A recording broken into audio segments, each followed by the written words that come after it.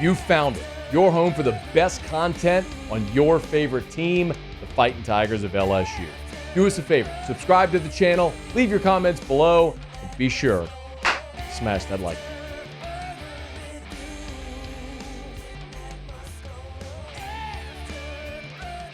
You know, around these parts, they don't really hang banners for 10-win seasons and beating a 7-5 Wisconsin team in the ReliaQuest Bowl in front of, as I understand it, the most sparse audience in the history of that bowl game.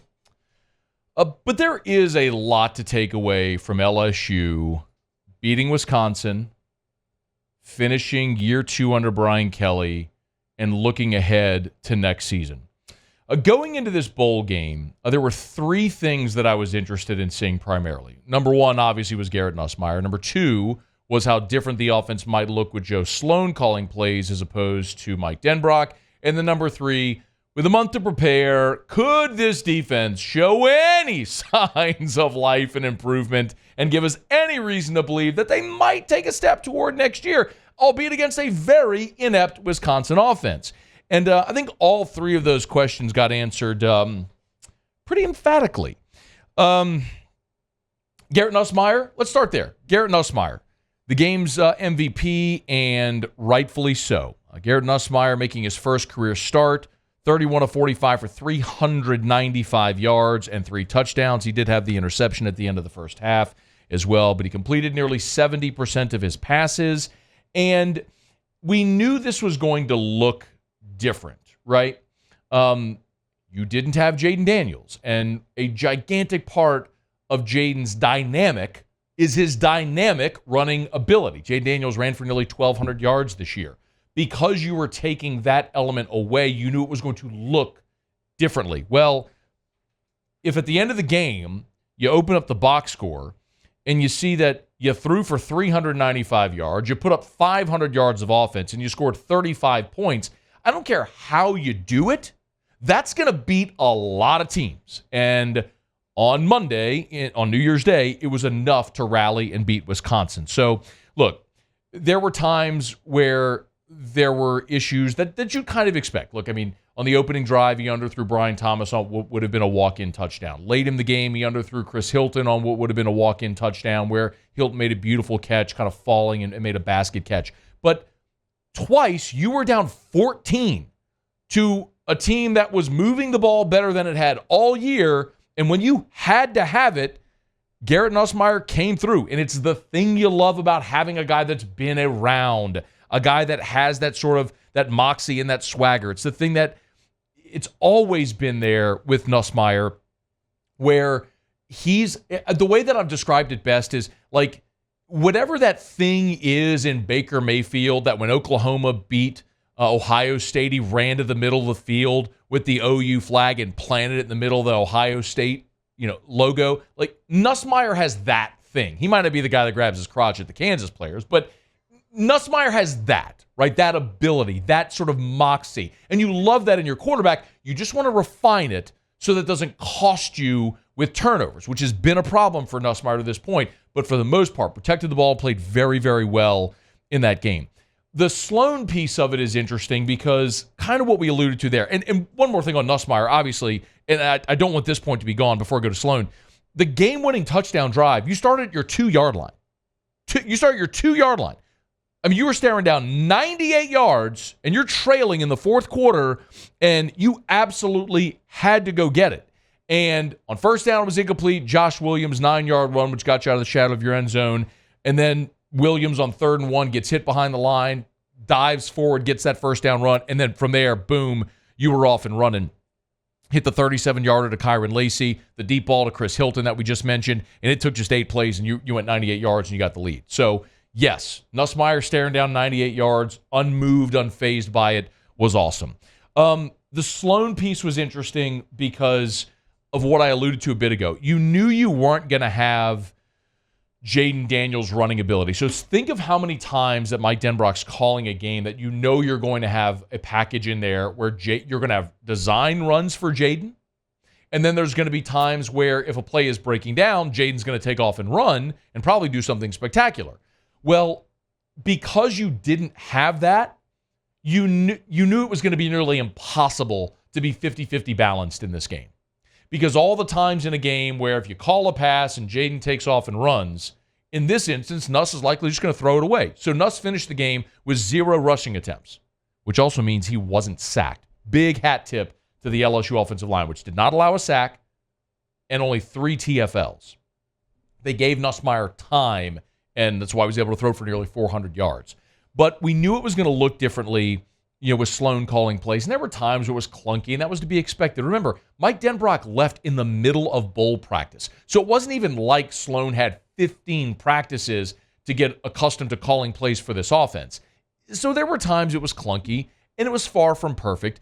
But again, you put up 500 yards and 35 points.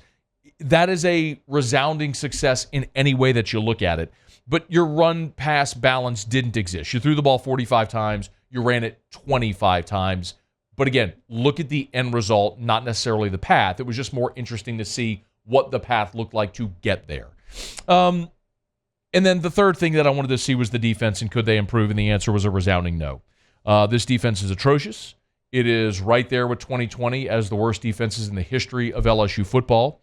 Tanner Mordecai, his season high passing coming into Monday's game was 277 yards. He threw for 378.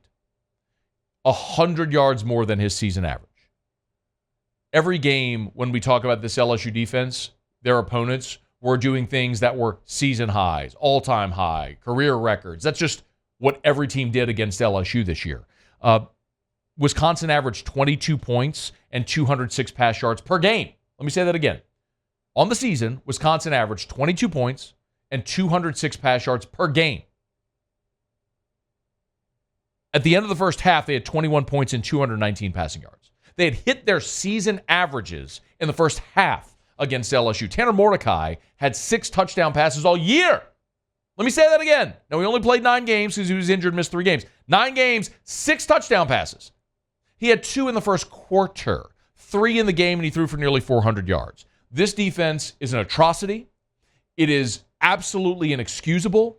I understand talent-wise, you aren't where you want to be and what looks like an LSU defense. I understand that. You had some misses. You missed on Omar Spates. You missed on the corners in the portal. It was devastating that you lost Greg Brooks, not only because of the personal medical situation he's going through, but specifically from a football standpoint, he was your best communicator and your best defensive back. So I get it. Your personnel wasn't great.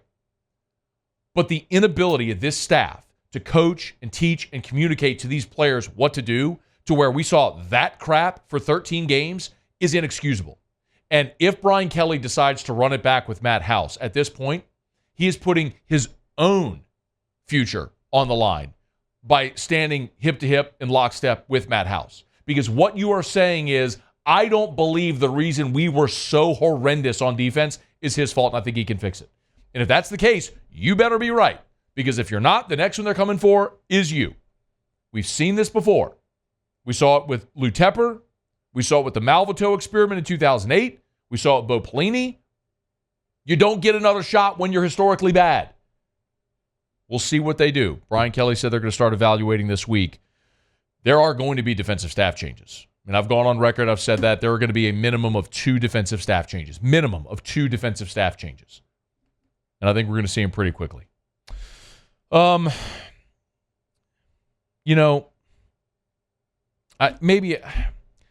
do want to get into, what we're going to look for with the defensive staff, but there's a couple of other things that I want to get to first. I'd be remiss if I didn't congratulate Malik Nabers.